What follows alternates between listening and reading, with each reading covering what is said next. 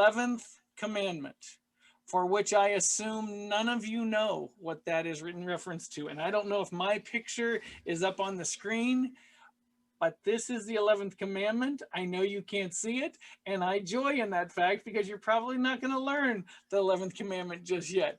But this was given as a gift by a couple that I married probably 5 years ago, who were in some struggles before they got married. And so I shared with them the 11th commandment. And that commandment is to be learned in a moment. Part one of our session on the 11th commandment is called A Perfect 10. Growing up, I can remember watching the Olympics. I was a diver in swimming. And so you strove for a perfect 10, of which I never received. Just let's cut to that chase really quick. But a perfect 10 was the score that you aimed for. And so that's our theme tonight, a perfect 10.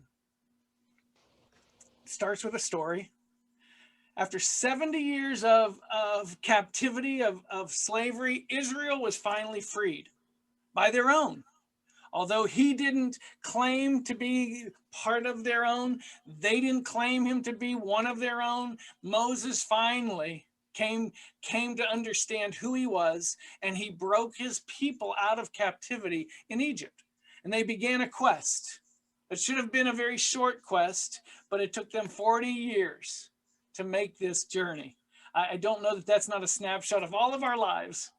We probably could get wherever it is we want to get to spiritually much quicker than we journey, because too often we don't give in to God's will in our lives, and we have to learn through experience and lessons. Anyway, I don't want to sidetrack too much, but I don't want to be judgmental of Israel either, because they are me, and maybe they are you as well. So they began to aim for the land of milk and honey, the promised land. That was their goal. While en route, while together, while in their struggle, Moses visited with God on the mountaintop, Mount Sinai to be specific.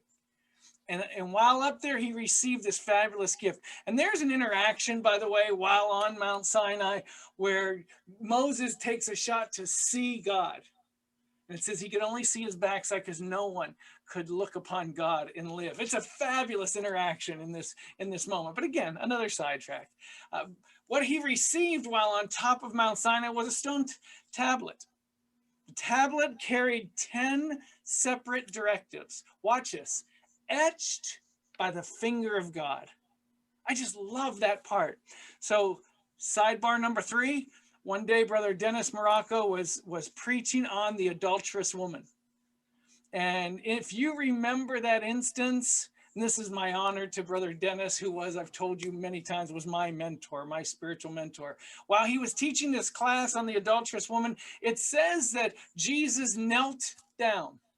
And while he knelt on the ground, he wrote with his finger in the sand, is what it says. The word says he wrote in the sand with his finger. And Brother Dennis said, and I found it spectacular. You know those moments that just come upon you and you think, oh, I was in the presence of greatness in that moment. Brother Dennis said, the same finger that etched that stone on Mount Sinai rewrote the law in the sand that day as he wrote the law of forgiveness around the adulterous woman. I just thought that's a spectacular anecdote that I share with you. So God himself wrote with his finger on this tablet 10 directives. Moses went back down to his people, different than when he left, this time carrying these tablets of stone. The list of 10 rules, 10 regulations would later accompany, you may not know this, would later accompany multiple lesser laws called mitzvos. These included 365 negative mitzvot, called the mitzvah ta'asa. I'm not going to go too detailed in this, but just know there were 365 negatives, the should nots, and there were 248 positives mitzvahs, the shoulds. So one is a should not, one is a should do. We know even in the 10 we have some shalts and some shalt nots. So if you add these two numbers, you'll find 613 laws away from the 10, sourced directly by God, used to rule and command his people Israel. But as it was then, it is today, we still focus mainly on the top 10. God's top 10, which are the 10 commandments.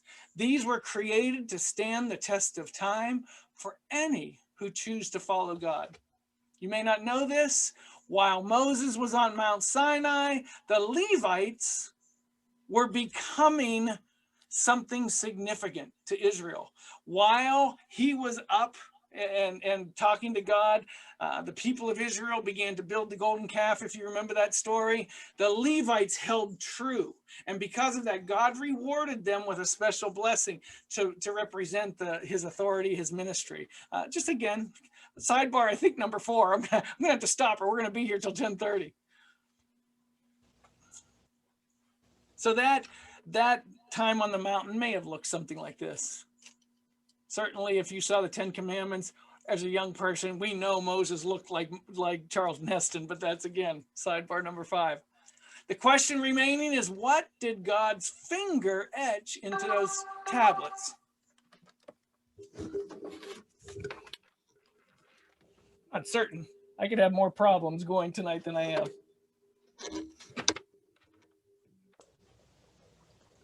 Oh, where is Candace when I need her? Okay.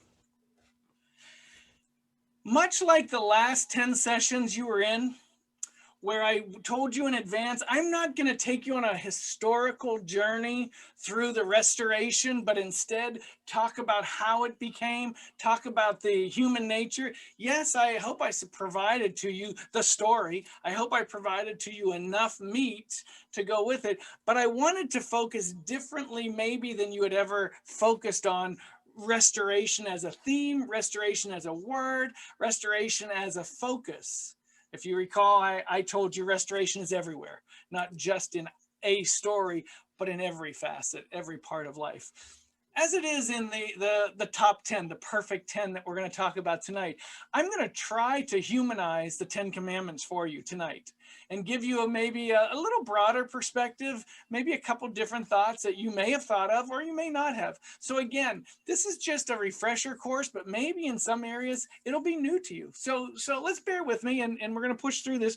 Much as we did with the last sessions, we built a foundation. That's what we're doing tonight.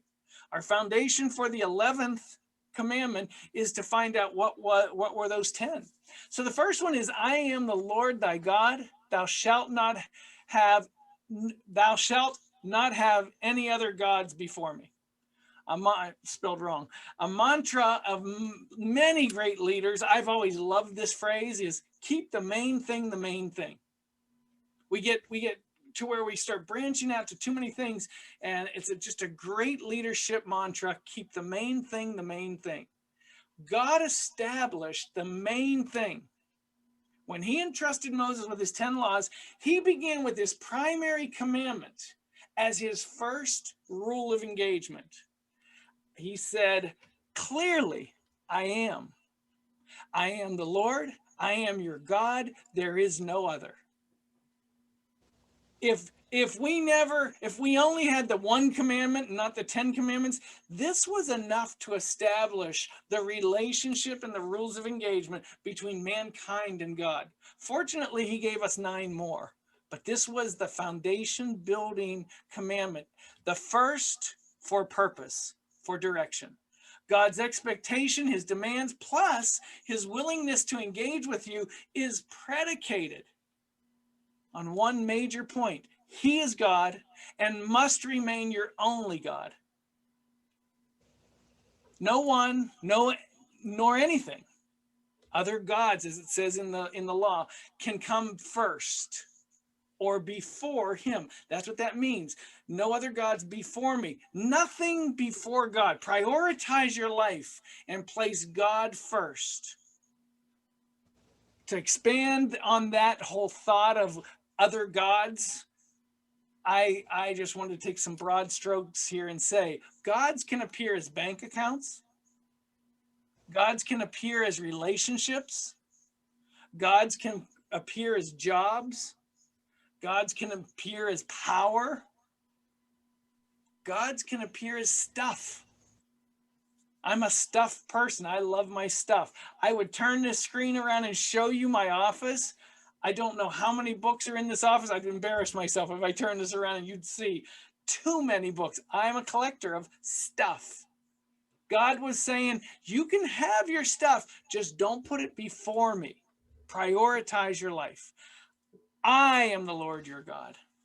Number 2, he said, thou shalt not make unto yourself any graven image. Second commandment. Number 1, I am the first and only God. Number 2, don't make any graven image to yourself. God understood his creation. We, his creation, our flaws, our insecurities, our wants, our needs. Although man was his favorite creation, his final creation, all creation up until Adam was created for man. So we know him, we know ourselves to be his favorite. Be that as it may, he viewed us clearly. He saw us in our weaknesses. And he stopped us with his second commandment before we even got started.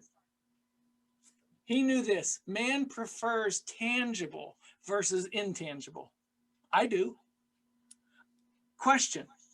Unable to comprehend an intangible God, how can we touch and see him? Whether in LaGrange, Kentucky, or in the jungles of South America, not given maybe such clarity, how do we comprehend an intangible God when our need is to touch? A heavenly God comes alive with visual aids. And so God knew man would want to create wooden, steel, rock, cement, painted, sculpted gods that they could bow down to, that they could honor, that they could place before themselves in representation even of God. He wanted none of those. 100% construed by the created, 0% endorsed by the creator. So he addressed man's desire for a tangible surrogate with this: no graven image. Number 3, thou shalt not take the name of the Lord your God in vain. I believe this is so broad, maybe broader than most of us even think. His third dictate assured his people that his people would understand his importance. First, never bring him into conversations that he needn't be involved in. Number 2, second, never disrespect him by using his name unnecessarily. Don't take the name of the Lord your God in vain. Third, don't drag his name into any type of cursing of any nature. And I don't know what you heard when I said cursing, but I think it's at least 2 facets. One involves swearing and cussing, just like it sounds like. The other is bringing his name in to cursing people. There's a horrible curse word that involves God and involves the damnation of another person's soul. And when you put that together and you think of that horrible phrase, what you're doing is cursing someone to eternal misery. He wants none of that. He wants to be a part of none of that. He said, leave me out of your untasteful language. Leave me out of your wasteful language. An example, small, tiny. We may just say this, just repeat this. Brother August Durazio taught me this. One day he sneezed. Brother August sneezed, probably 80-something years old. And me, a young 18, 19-year-old, said to him, God bless you. And Brother August looked at me and he said, do you really mean that? And I was so intimidated by his spirituality and greatness. I remember my answer clearly. I didn't know what to say to him. I didn't know how to respond. He said, we sometimes say things, just repeating them, not thinking about what we're saying. He was telling me not to take the name of the Lord in vain. What I learned that night, I still say God bless you if you sneeze. But from that day forward, when I say that, I always say a prayer for the person I say God bless you to. Because Brother August said, don't use his name in vain. So now when I say God bless you, he taught me, this is none of my goodness, he taught me to use it genuinely. So expand your thinking on taking the Lord's name in vain. Number 4, remember to keep holy the Sabbath day. I'm going to try to break this down and make it easy to understand, and maybe a little more making a case for God. Fourth commandment was through God's concession. He negotiated this time, the Sabbath day. He negotiated this with us. Understand something. God wants 100%, 7 days a week, 24 hours a day of full holiness from all of us. Now, I believe he understood us really well when he said keep holy the Sabbath day. He's willing to accept that you spend 6 of your 7 days, most likely on yourself, working, toiling to pay bills, mostly natural, probably mindset in your job, in your career, whatever it is. We know we season our days with spirituality. We know we bring it into our daily life. We understand, we pray, we do different things during those 6 days, but mostly they're dominated by life. And he understood this. He knew if he demanded from us 7 days a week, 24 hours a day, we'd never even try. We'd know, I can't accomplish that. I'm not even trying. So he conceded, watch this, 86% in giving this dictate to you. He granted permission for us to toil for 6 days, knowing it would be spent, most likely, a majority of that, in natural mindsets. So to qualify, we agree with him to sacrifice to him the other, watch this, 14%. That's all he asked, 14%. Our commitment, give him that 7th day. Remember, which means we've heard it before. The word remember, I infer from that I already know to keep the Sabbath day holy. Remember to keep it holy. I'm not going to attempt to make anyone feel guilty, but I would just ask you, with that 14% of your life that he's asked for, do we truly give 14%? Do we truly keep that day holy? I'll let you wrestle with that answer yourself away from me, but I just want you to think about that. All he's asking is 14%. Honor thy father and mother, that thy days may be long upon the land which the Lord thy God hath given thee. Okay. Most of these laws, if not all, commandments can be read as multi-level. But I really believe this. God will take at least the base application. The base, most elementary interpretation of this commandment is this: honor your natural parents.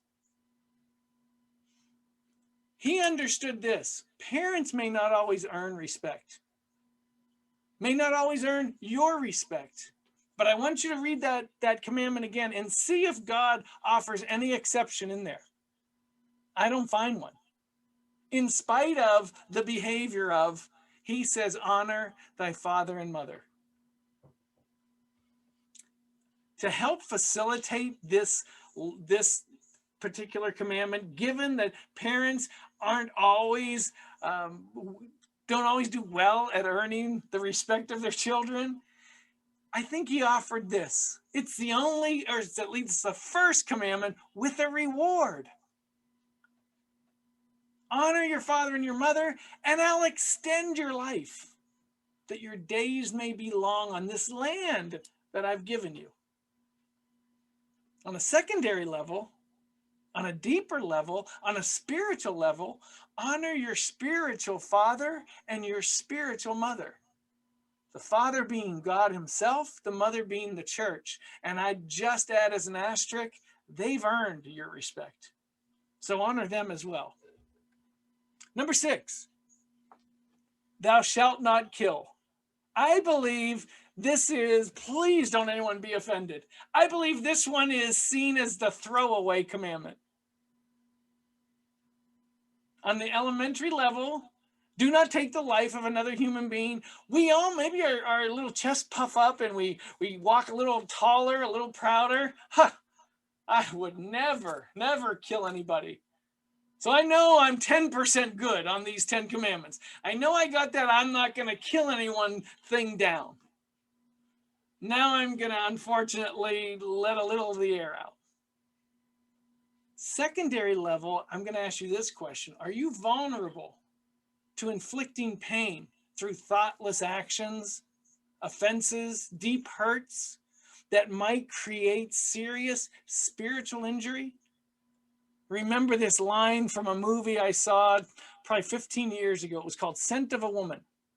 And in this one scene, I don't know if we have moviegoers out there, but it was I think the captain, his name, it was the actor, Al Pacino, and he's standing before this university and he's making a case for this young man to go on, but he says this line: "You are executing his very soul." Now, I don't know other ways that we can define execution of a soul, but I wonder if my words or my actions have cut anyone so deep that I may have taken their spiritual life from them.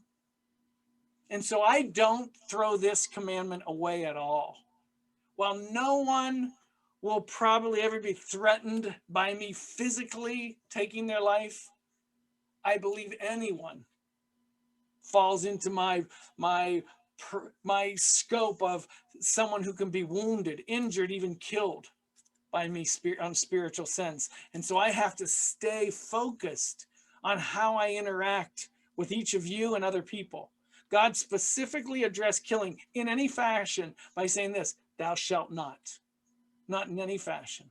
Number 7, thou shalt not commit adultery. I've always found it interesting that adultery precedes steal in God's commandments. I've always actually loved that. Nothing by accident, everything by purpose. And by the way, they're right back to back.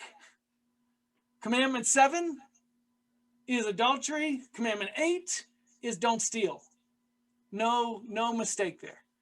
And I wonder, was it God's intention to take stealing to such a raw level to help us understand and relate to what steal really means? The broadness of that phrase. Is there anything more personal by way of theft than stealing someone else's spouse? Was this both a law and a teaching moment for God? Don't think yourself so grand. Don't think yourself not able to do these things. Open, broaden, see my definitions a little grander than you may be seeing them. I believe God is telling us. So understand, deviant desire precedes the unlawful removal of anything. It starts with coveting. As I say, see commandment number 10, that's coming, coveting. But it begins with coveting. You walk through a department store, you see a blouse on a hanger, and you think, man, I want that blouse, and I'm not paid till Tuesday, and it's Friday afternoon, and that's where the deviancy comes in. This act of adultery, of stealing, is the catalyst in breaking a sacred covenant between two people and God. You're not just, or one's not, I don't even want to say you're, one is not just engaging in a theft, but instead causing such disruption in the lives of others as to break this sacred covenant made. This act destroys individuals, often even the next generation, being children who are directly affected. Other casualties: trust lost in multiple parties. Those involved, those not involved, those in the peripheral, all kinds of trust lost. Faith in others can be at least harmed. Love can be destroyed. In the simplest form, love is trumped by lust. Just in the simplest form. And then all can be victimized by such disregard. Thou shalt not. Number 8, as promised, thou shalt not steal. No other commandment has more variables to its meaning than the word steal. Everyone understands the base interpretation of not taking others' goods, but we're supposed to see steal as it relates in multiple settings. We have to expand our definition of steal so that we know we are all susceptible to breaking these commandments. And until we really understand that, we might be making mistakes along the way. At work, wasted time. Isn't that stealing? At school, peeking over the shoulder of the person in front of you. Isn't that stealing? Very few settings that you walk into offer any kind of immunity from theft. We can steal ideas, we can steal opportunities, innocence, other people's happiness. We can steal their joy. We can steal a quick steal of an impure glance. We can steal time. We can steal information. And it goes on and on and on and on. I don't want this to turn into a negative. I just want you to be aware that when he says not to steal, it's not just don't pick an item up off a shelf and put it in your purse. It's much greater than that. And I say that in year 2021 when men and women can carry bags. So that was not a gender-specific theft that I just defined. Not all thefts can so easily be assessed as monetary. Remember that. Or even a tangible theft. It can be emotional, mental, spiritual. All right. Thou shalt not bear false witness against thy neighbor. This commandment, at least in my definition, is indefensible by way of what it says. It cannot be consummated without intent. You cannot bear false witness without intending to. False witness, by definition, is accomplished only in a premeditated act. Born out of a devious plan to hurt or destroy another, especially when it relates to the other individual's reputation or honor, which makes the act itself a dishonorable action. The lie itself may be finite. You can define exactly what was said. Very little variance. The victim is how do you define the victim? Who is thy neighbor? That's what I mean when I say that. False witness is clear. Who is your victim? If you see that only as a specific person, again, you may be keeping this commandment too small. A neighbor can be someone living nearby, like you maybe immediately think of a neighbor, but it can also be a coworker. It can be a fellow student. It can be a relative. It can even be a spouse, a passerby, another driver. You get pulled over by the police, and your first thing you say is, "But another car was doing this." That's false witness if that wasn't true. God is saying this simply: love others as you wish to be loved by them. Don't do this. Don't bear false witness against another, because all of that is to self-protect. It's all with me in mind when I do that. 10, thou shalt not covet, not thy neighbor's wife, not thy neighbor's things. This one, you could do the deepest dive of all. Of all the commandments, this one we could spend hours discussing. Covet travels through a series of steps. I believe covet always begins at eye level. Hope you understand the significance of what I'm saying. A covetous glance transfers whatever information gathered in that glance. I call it lustful data, whether it's that blouse that's sitting on a hanger in a store, or it's your neighbor's wife looking over the backyard fence, transfers that lustful data to the brain, which seeds the plot or the plan of attack. Used to love, I forget which minister used to say it all the time. A visiting minister in Florida used to always come down to Lake Worth and say, "You can't stop a bird from flying over your head, but you can stop it from building a nest." I used to love that. So the glance, you can't always control the glance. It's what happens after that glance. It begins with a lustful glance. It transfers data to the brain, a very natural-minded brain. The natural man is an enemy to God, transfers it to the mind. seeding that plot. The mind feeds the seed, allows it to take root if it goes that far, and the plan creates achievable options. Hey, I really could get that blouse home. Hey, I really could connect with that person. Covet thy neighbor's wife, covet thy neighbor's things. I think there's a little difference in that commandment, by the way, in those two items, if we can clarify, or excuse me, categorize it just two. Covet thy neighbor's wife specifically targets that individual to be taken, victimizing both spouses, husband and wife, and maybe you as well. And if you're married, maybe you and your spouse. Covet thy neighbor's goods generally is not something targeted to be taken, just desired.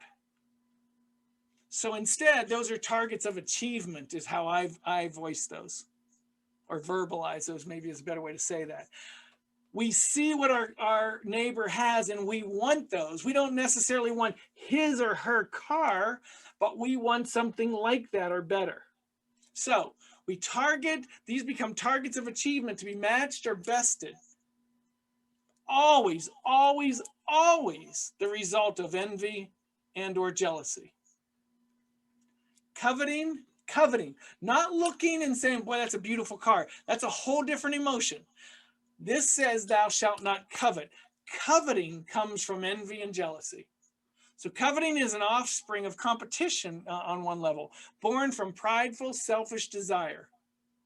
That you want more than what you have. More than what God's given you, I want more. Anything coveted is intended as evidence to prove the individual better than, as measured by things, both animated like a wife, or inanimate things. And those things can be defined many, many ways. Vehicles, jobs, coveting your neighbor's family, coveting your neighbor's home, coveting your neighbor's clothes, coveting your neighbor's. I threw surgery in because it's 2021 and I may look at my neighbor who used to be a little overweight and now he's all trim and he had something done to him.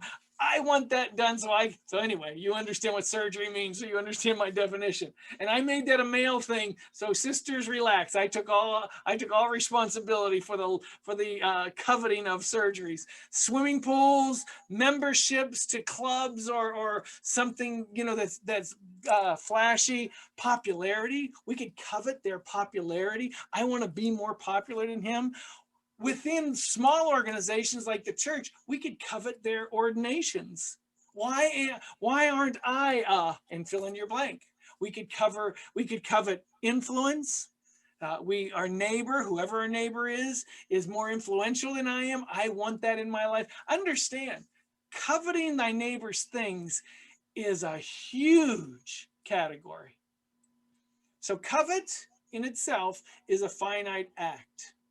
Neighbors, however, can be applied to multiple settings, as we already covered in Commandment 8. And things is even the broadest of all. So that's the 10, the perfect 10. With insincere intentions, aimed at tricking him, thousands of years later, Jesus was asked which of the commandments was most important. Now, in that question, it's unclear if they were asking in reference to the 613 mitzvos or just God's top 10. It doesn't really say. Regardless of intent, regardless of which laws the lawyers that were trying to trick him were referencing, Jesus' answer changed everything forever. Love the Lord thy God with all thy heart, with all thy soul, with all thy mind, and with all thy strength. And the second is like it. Thou shalt love thy neighbor as thyself. He summed up 600 plus mitzvahs, 10 commandments with 2 great commandments that took everything under its wings. Clearly, we need no other commandments. Enough rules, enough regulations, right? So we get to the final screen or two of this class. The question has to be asked, and if I've just said we have enough, Who would be so bold as to present one additional dictate that might provide the final touch in rounding out this robust list of rules, this thorough list of regulations? I've already said there's enough. Who would be so arrogant as to believe these 625 items need a 626th? Well, I think we know who the guilty party is tonight. So next week, we'll dive in to the 11th commandment with the thought that I mean this, that I believe it's never been more necessary and more timely than right now. Created years ago with my children in mind, we'll present it next week, the 11th commandment. So, if you will, stay tuned next week. As my favorite show used to say, same bat time, same bat channel. We'll come back and we'll explore that 11th commandment. For tonight, though, your homework assignment. Here's what I want you to do. I want you to consider which of these 10 commandments you find yourself most vulnerable to offending or breaking. You have to be honest with yourself. Only you will see your homework assignment this week. So whether by thought or by deed, which one are you most susceptible to? The assignment is this: write a short letter to yourself and explain why it's unacceptable to give in to this commandment, to give in to breaking this any longer, or even the prospect of breaking it if you've never had, but you feel that it's one that could drag you under. Remember this: you're providing counsel that's needed to help quell your temptation. So be gentle. As I've told you before, as my mom taught me years ago, firm but gentle. With the same loving advice you'd give me. If you found out I was in a moment of weakness, or your best friend or the person you love the most, if you found they had fallen, I want you to address yourself like you would address that individual. Same loving advice you would extend to anyone who's fallen prey, with love and understanding. That's your assignment. Rescue you this week. And then you'll be ready to hear the 11th commandment next week. He just slipped another commercial in. He did it again. He has no pride.